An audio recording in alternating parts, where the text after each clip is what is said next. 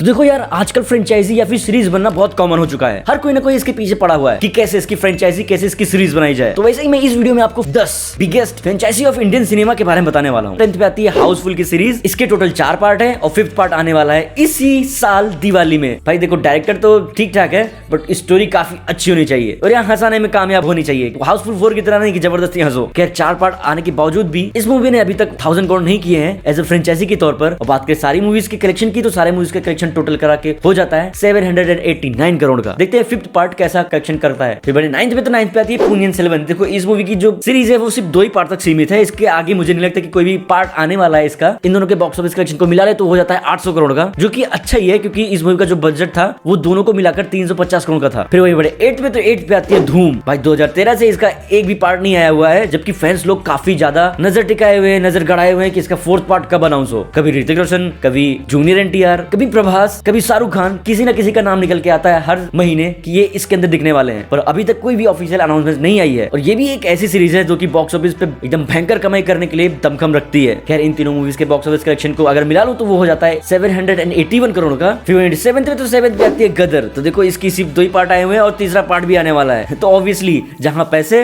वहां फ्रेंचाइजी। अगर गदर 3 ने भी गदर 2 की तरह बवाल कर दिया बॉक्स ऑफिस पे, तो गदर 4 ऑब्वियसली बनेगी। ये इसमें कोई दिमाग लगाने की जरूरत नहीं है। पैसे किसको नहीं पसंद है। वही इसका फर्स्ट पार्ट आया था 2001 में, जो कि ऑब्वियसली उस टाइम पे ब्लॉकबस्टर रहा था। वही सेकंड पार्ट भी ब्लॉकबस्टर था। इसने 690 करोड़ का बॉक्स ऑफिस कलेक्शन किया था वर्ल्ड वाइड। बात करें दोनों की कलेक्शन की, तो दोनों का कलेक्शन 824 करोड़ का होता है। फिर वही 6th पे, तो 6 पे आती है रोबोट की फ्रेंचाइजी। तो देखो, इसके अंदर भी 2 पार्ट आ चुका है। दूसरा पार्ट 2018 में आया था, बाकी काफी साल हो गए हैं। अभी मुझे लगता भी नहीं है कि एस शंकर किसी प्लानिंग में रोबोट की 3rd पार्ट को निकालने के लिए, क्योंकि यार आनी चाहिए, क्योंकि ऐसी मूवीज इंडिया में तो काफी कम बनती है साइंस फिक्शन के तौर पर। दोनों मूवीज के बॉक्स ऑफिस कलेक्शन को ऐड कर दूं तो वो हो जाता है 950 करोड़ का। फिर अब बात करें 5th पे, तो 5th पे आती है कॉप यूनिवर्स। इस फ्रेंचाइजी में अभी तक टोटल 4 मूवीज आ चुकी है। 5th आने वाली है इस दिवाली, यानी कि सिंघम अगेन, और वो भी क्लैश करने वाली है पुष्पा के साथ, जिसकी वजह से बॉक्स ऑफिस पे काफी बड़ा डंड मिलने वाला है दोनों मूवीज को। और अगर चारों मूवीज के बॉक्स ऑफिस कलेक्शन को ऐड कर दूं तो ये हो जाता है 1070 करोड़ का, जिसमें अभी तक तो सबसे ज्यादा कमाने वाली वर्ल्ड वाइड सिम्बा ही है। फिर बने 4th पे, तो 4th पे आती है लोकेश सिनेमैटिक यूनिवर्स। तो देखो, इसके अंदर 3 मूवीज आ चुकी है और भी मूवीज आएंगी, क्योंकि लोकेश सर ने खुद ही बोला है विक्रम 2, लियो 2, कैथी 2। खैर, कैथी 2 के ऊपर अभी काम करने वाले हैं रजनीकांत की 171 के बाद, जिसका भाई पोस्टर देख के एक अलग ही वाइब आ रही है। खैर, लियो की हाइप के चलते लियो ने उस समय 620 करोड़ का बॉक्स ऑफिस कलेक्शन किया था वर्ल्ड वाइड, जिसकी वजह से इस मूवी के अगर तीनों पार्ट को मिला दे तो वो हो जाता है 1160 करोड़ का।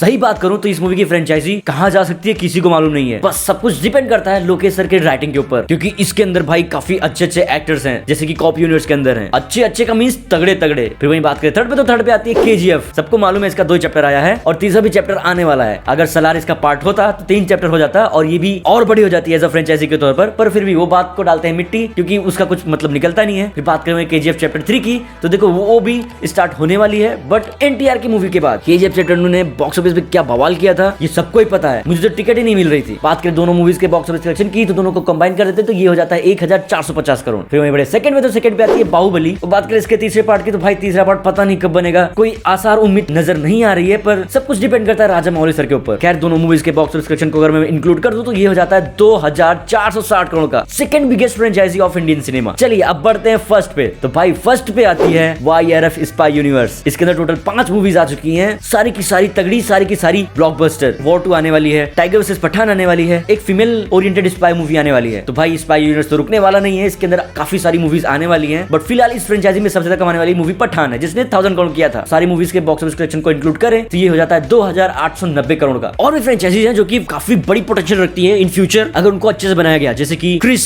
गोलमाल, दबंग, यहाँ तक कि बागी सीरीज, क्योंकि उसका 4th पार्ट अभी ये भी अनाउंस हुआ है। और यार धमाल तो है ही, और एक यूनिवर्स बन रहा है जिसको बोलते हैं सुपरनेचुरल हॉरर यूनिवर्स। भाई ये सारे काफी अच्छे पोटेंशियल रखते हैं, बट सब कुछ डिपेंड करता है इनकी राइटिंग, डायरेक्शन और एक्टिंग के ऊपर। खैर, आपकी फेवरेट फ्रेंचाइजी कौन सी है या फिर फिल्म सीरीज कौन सी है, कमेंट सेक्शन में जरूर बताना। तो मिलता हूं आपसे दूसरे वीडियो में, तब तक के लिए बाय।